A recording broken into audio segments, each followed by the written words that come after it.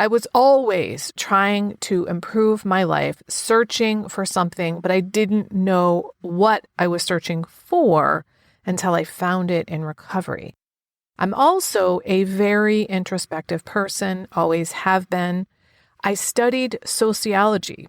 I have a bachelor's degree and a master's degree in sociology, and it just occurred to me as I was preparing for this episode that I studied sociology and loved it so much because I wanted to know what the fuck is going on in this world. How does this world work? So as someone who was actively trying to live a better life and to understand what was going on, it is mind-blowing to me how much shit I didn't know. I didn't know it about myself, about the world, and how to relate to other people in a healthy manner.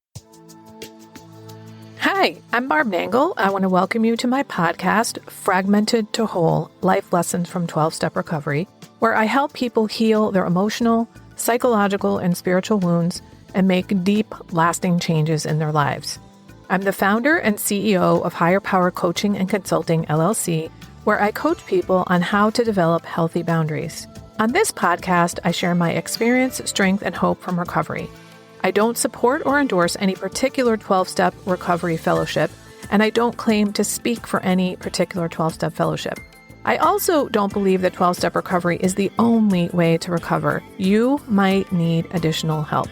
My hope is that you'll find my words concretely helpful in improving your life, whether you're in recovery or not. If you like what you've heard on this episode, please screenshot it and share it on social media. And if you do, please be sure to tag me at Higher Power Coaching. This is episode 187, 41 Things I Didn't Know Before Recovery That Completely Changed My Life. If you're new to my podcast or don't know much about my story, let me set the stage for you about how astonishing it is that I didn't know any of this shit that I am about to tell you about. I started therapy probably when I was 15. I didn't go continuously, but damn close, and got into recovery at 52. So that's 37 years of therapy. None of this stuff I'm going to list came up. None of the many therapists I saw brought up any of these things to me. I was introduced to the self-help genre when I was about 24, so that's 35 years ago now. And I voraciously read tons and tons of self-help books. I went on retreats. I did a gajillion workbooks. I was in spiritual groups. I did group therapy, fitness, health, you name it. I tried it.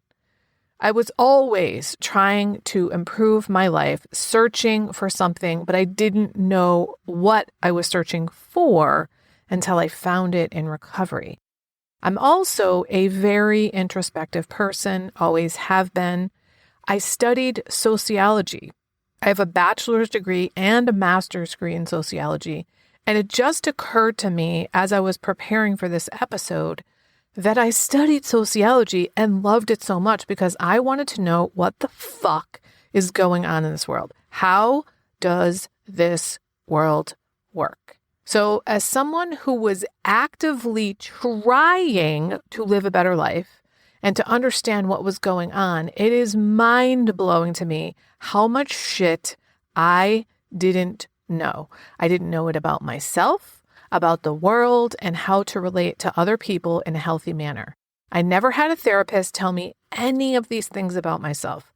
All of this shit I'm about to tell you about came to my consciousness through the process of 12-step recovery. That is why carrying the message of recovery is so damn important to me. I get that not everybody needs recovery, not everybody wants recovery, and it's not for everybody. But that doesn't mean you can't learn from the wisdom of recovery. The other thing I want to say is normally if I mention a topic in an episode and I have another episode about that topic, I say, hey, I have another episode on that topic. It's XYZ number, and then I put a link in the show notes so you can easily find it. Well, I'm not going to do that in this episode because literally everything on this list there's an episode about. So if this is the first time you're listening to my podcast, go back to the beginning and listen to the rest, because you'll hear about all the topics I'm about to tell you about in detail. In those other episodes, I explained what I learned and how I changed and how that affected me. Lastly, before I share this list, I want to say that some of the things on the list, I'm just going to list them. And some of them I'll talk a little bit about. So here goes. I didn't know, one, that I was in serious denial about a ton of stuff, much of which I will be listing here. Two, I didn't know that when somebody pulled out in traffic in front of me that I didn't have to lose my shit. In my world, someone pulls out in front of you equals lose your shit. That's just what happened. That was normal. Three, I didn't know that I could ask for help and accept it. Four, that pausing was a thing or how to do it. Five, that I didn't have to be in charge of everything, or at least feel like I needed to be in charge of everything. Six, that there was a difference between attraction and interest in another person. When I started dating my sweetheart 4-ish years ago, it was the first time I ever realized I was interested in a man, but I wasn't yet sure if I was attracted to him. In the past, those two things were fused for me. 7, that integration and integrity are related. So when you go through the process of integration, you have integrity, in other words, wholeness. 8, that I didn't have any integrity, boundaries, or honesty. And I actually thought I was an honest woman of integrity. So that's kind of hilarious. 9, what life on life's terms meant. Now, I know the definitions of those words. I had no fucking idea what that actually meant until recovery. 10, that when I forget to set the alarm and I wake up the next morning late, or when I knock something over and spill it, that I don't have to be upset.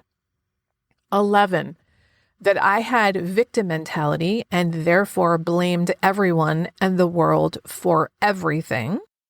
12, that I had a ton of grief that needed to be processed. That grief was primarily because I grew up in a dysfunctional family and I needed to grieve what I didn't get but could have gotten if I had grown up in a healthy, functional family where emotions were validated and important issues were not swept under the rug, among many other things. 13, that I had a lot of shoulds and wasn't accepting of what was actually happening, that is reality. So I was the kind of person when people said don't have a lot of shoulds, I didn't think they were talking about me. Holy shit, did I have a lot of ideas about how things should be. 14, that I was isolating. It just wasn't that I liked to spend a lot of time alone. I was actively isolating myself from the world. And I actually do like to spend a lot of time alone. And now that time alone is solitude, not isolation.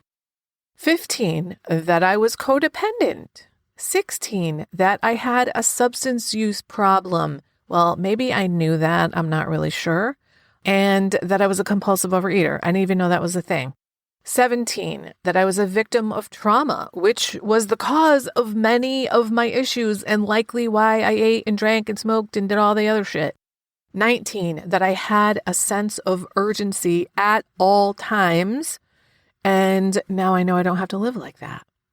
19, that I thought I was responsible for all the good stuff in my previous romantic relationships, and my partners were responsible for all the bad stuff.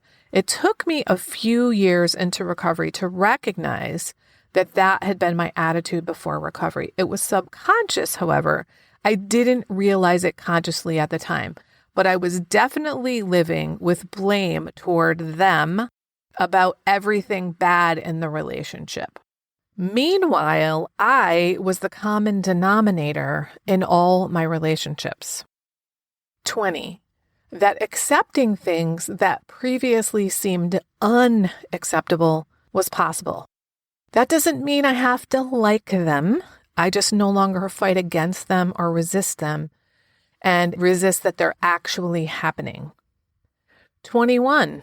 That I could let go of my unrealistic expectations of myself, others, and the world, and that it was possible to let go of expectations, including after the fact. 22. How much of an asshole I was at times. 23. That I had low self-worth, even though I had high self-esteem. 24. That I cared so much what other people thought of me. 25. That I was a people pleaser.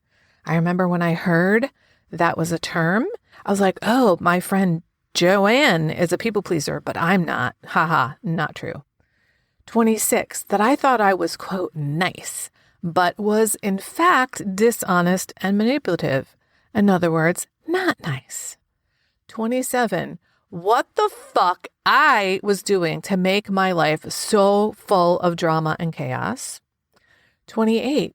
What peace is, and that it was possible to truly rely on my higher power and turn things over and have them be lifted from me.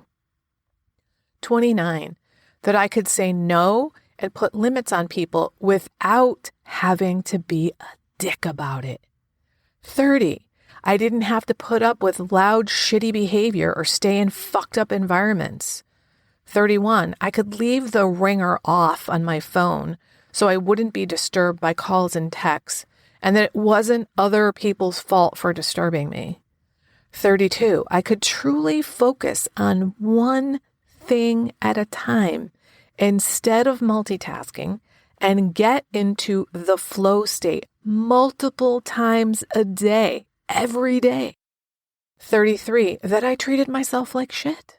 34. That it was possible to have my own back and take really good care of myself. 35.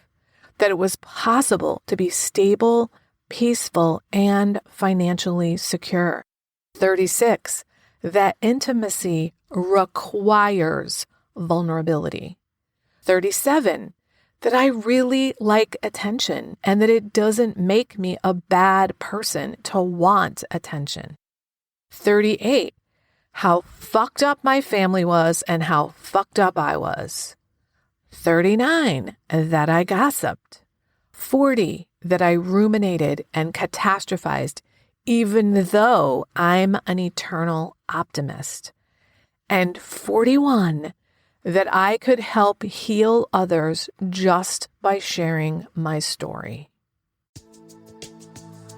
I was recently reminded by a friend that when I first started recovery, I didn't feel lovable. I almost can't believe that I used to feel that way and that I kind of forgot something so profound because I truly love myself now. And I want that for everybody. If you don't love yourself, there's literally nothing that can make up for that. I created something exclusively for my private clients since many of them don't love themselves. And I've now opened up my private vault to share it with up to 10 people individually. It's called the Self-Love Sprint. You'll grow to love yourself and truly feel worthy so you can stop saying yes when you really want to say no. Stop neglecting yourself and putting everyone else first. Stop saying all kinds of nasty shit to yourself. That is not what people who love themselves and feel deserving do. You'll stop being afraid that others will think that you're selfish for taking time to care for yourself. This is also for you if you don't really know who you are because you've always been such a fucking chameleon. Go to higherpowercc.com/lovesprint. Remember, I'm only offering 10 of these, so don't wait. If you like this podcast, and I'm guessing you did or you wouldn't still be listening, then you're gonna love the other things I have to offer. If you'd love pre-release podcast scripts and episodes before anyone else gets them, or if you'd love access to content from my private vault that I developed exclusively for my private clients, which is like having a work session with me without me actually being there, go to patreon.com/higherpowercoaching. There are 3 tiers ranging from as low as $4 up to $24 a month. You'll also love my weekly newsletter, Friday Fragments, which has content very similar to the podcast. You can check it out at fridayfragments.news. That's fridayfragments.news. Please like and subscribe to my podcast on your favorite podcast outlet. I'd also love it if you'd leave a review, which you can do either in the show notes or on Apple Podcasts. It really helps other people find my podcast so they can get the benefits you've gotten from listening. If someone came to mind when you listen to this particular episode, please share it with them. And my favorite place to hang out on social media is Instagram. I'm at Higher Power Coaching. Please DM me there. I'd love to hear what you got from this episode. I run group and private coaching programs on building healthy boundaries. Whether you need help with boundaries in your personal, professional, or romantic life, I can help. Head on over to barbchat.net, where you can hop onto my calendar for a free 30-minute Better Boundaries consultation. My ideal client is someone who is ripe for change. If that's you, I would love to work with you. My goal with all my work is to help you make lasting changes in your life like I've made deep, lasting changes in my life. Remember, it's never too late to recover. No one is beyond hope, and healing is possible. Thanks for listening.